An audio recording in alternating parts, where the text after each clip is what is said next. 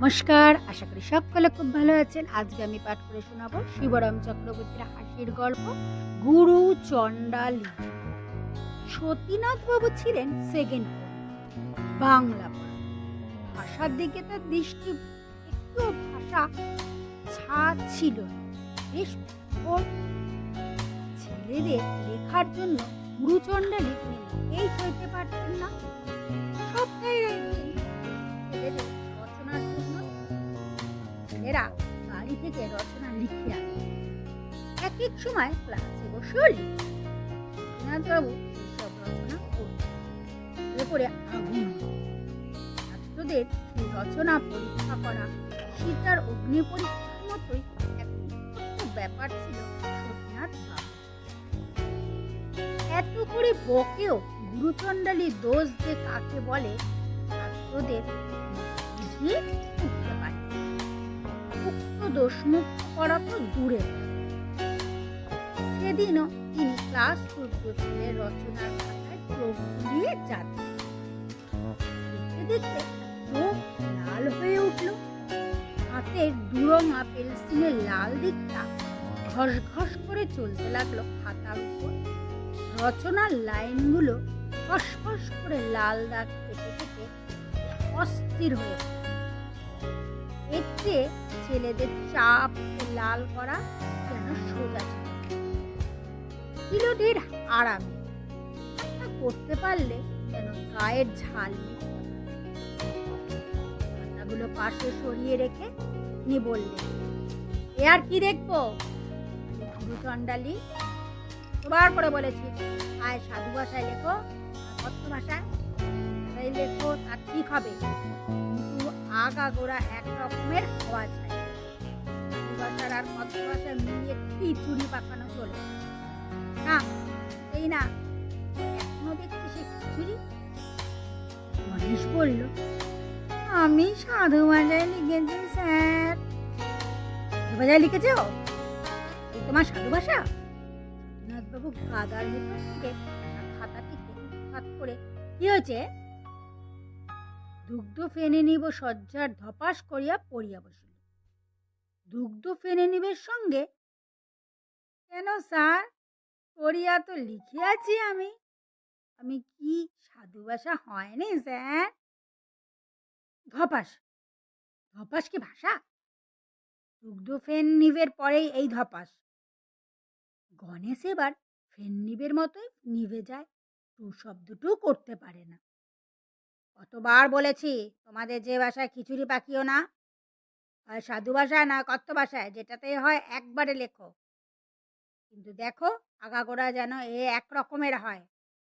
গণেশের এই বাক্যটিতে তোমাদের নিখুঁত করে বলতে পারো কেউ? পারি স্যার। মানুষ উঠে দাঁড়ালো, কিন্তু দাঁড়িয়েই মাথা চুলকাতে লাগলো সে। ধপাসের সাধু ভাষা কি হবে তার জানা নেই। খানিক মাথা চুলকে খানিক আমতা আমতা করে সে নিজেও ধপাস করে বসে পড়ল। তার মানে সে যে কি ছিল তা জানে না সে।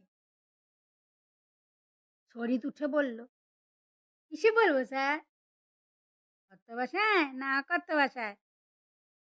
যাতে তোমার মন চায়। দুগ্ধ ফেনে নিব শয্যার আয়েস করে বসল। দুগ্ধ ফেনে নিবের সঙ্গে আয়েস? সতীনাথবাবু মুখখানা উচ্ছের পায়েস খেলে যেমন হয় তেমনই ধারা হয়ে ওঠে। ওহে বাপু, গুরুচণ্ডালী কাকে বলে তা কি তোমাদের মাথায় ঢুকেছে? মনে করো যে চাড়ালটা আমাদের যে স্কুলে ঝাড় দেয়, যেদিন হেডমাস্টারের সঙ্গে একসানে বসে, তাহলে সেটা যেমন দৃষ্টিকূট দেখাবে, কতগুলি সাধু শব্দের সঙ্গে একটি অসাধু শব্দ ঢুকলে সেরকমই খারাপ দাঁড়াবে। দুজন চাড়াল স্বচ্ছন্দে গলা ধরাধরি করে বসতে পারে, কারো চোখে খারাপ দেখায় না।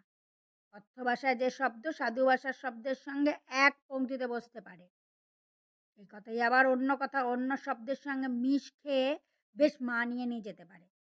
যেমন উদাহরণস্বরূপ, বলবো স্যার, এতক্ষণে আমি বুঝতে পেরেছি, বলে ওঠে গণেশ।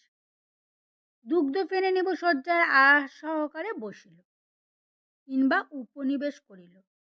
হয়েছে স্যার এবার? কিংবা আরও কিছু বেশি সাধুতা করে আমরা বলতে পারি, নিরঞ্জন উঠে বলে, আসন গ্রহণ করি স্যার, কিংবা আসন পরিগ্রহ করিল। দীপক বলে, সমাসীন হইলেও বলা যায়। আবার তুই এর মধ্যে সমাস ঢোকাচ্ছিস? গণেশ তার কানের গোড়ায় ফিস ফিস করে এতেই কেঁদে কুল পাইনে, এর উপর ফের সমাস।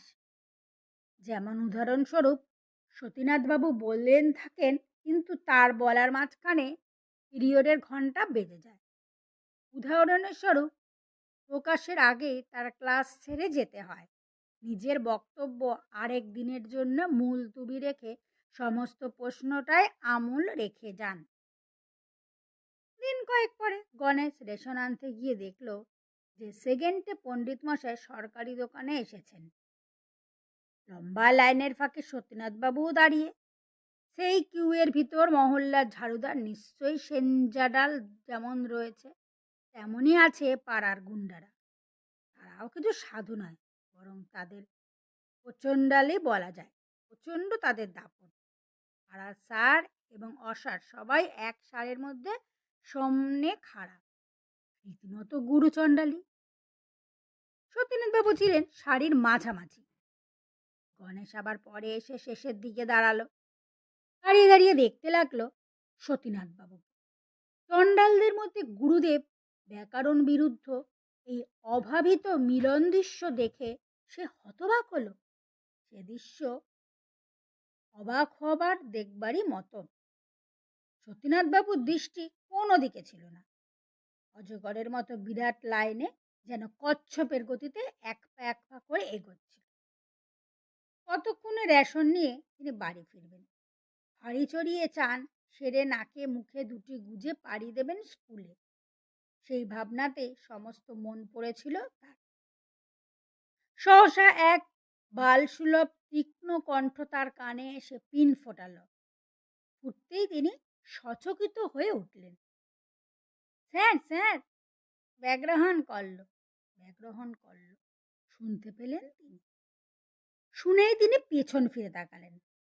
দেখতে পেলেন গণেশকে কিউয়ের শেষে দাঁড়িয়ে চিৎকার করছে, ব্যাগ্রহণ করল। তার মানে কেন তিনি ব্যগ্র হবেন? আর হন বা যদি, তা তা কালকে কেন? ব্যগ্র যদি হতেই হয় তো আজকেই কেন নয়? এই মুহূর্তে বা নয় কেন? আর এই মুহূর্তে ব্যগ্র হয়ে বা কী হবে? কিউয়ের লাইন তো আর ছেলেদের খাতার লাইন যে পেন্সিলের এক কোচে ফ্যাস করে কেটে এগিয়ে যাবেন। যতই তারা থাক, ততই ব্যগ্র হন। আগের লোকেদের কাটিয়ে একবার একটু উপায় নেই এখানে।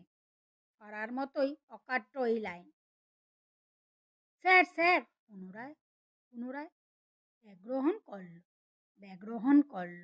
আবার সেই আর্তনাদ। সতীনাথবাবুর ইচ্ছা করে এক্ষুনি গিয়ে বেশ একটু ব্যগ্রভাবে গণেশের কান দুটো ধরে মলে দেন আচ্ছা করে, কিংবা তুলে ধরে এক আছাড় মারেন ওকে। কিন্তু ওকে আছড়াবারে ব্যগ্রতা দেখাতে গিয়ে লাইনের জায়গা পা ছাড়া করার কোনো মানে হয় না। আস্তে আস্তে এগিয়ে দোকানের ভিতরে পৌঁছে রেশনের দাম দিতে গিয়ে তার চোখ কপালের কানায় ঠেকল। যেমন একটু তার আগে কানা চোখ লাল হয়ে উঠেছিল। দেখেন যে তার পকেট মারা গেছে। পকেটের যেখানে টাকার ব্যাগটা, সেখানটা ফাঁকা।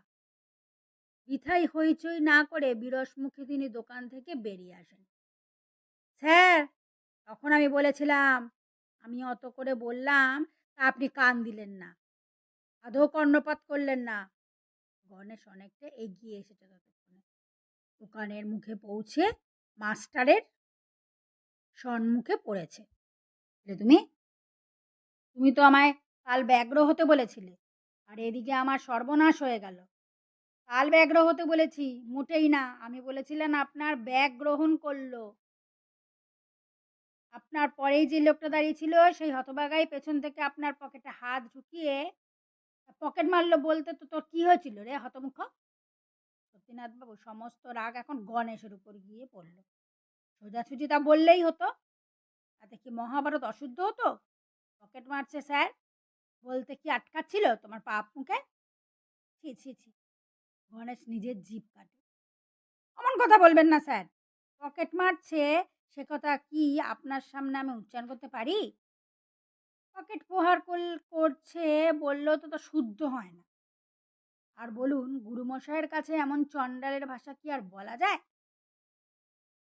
অমন কথা বলবেন না স্যার। ব্যাগ গ্রহণ করলেও বলেছি, জানি যে তাও সম্পূর্ণ শুদ্ধ হয়নি। গুরুচণ্ডালী এখনো যেন রয়ে গেছে।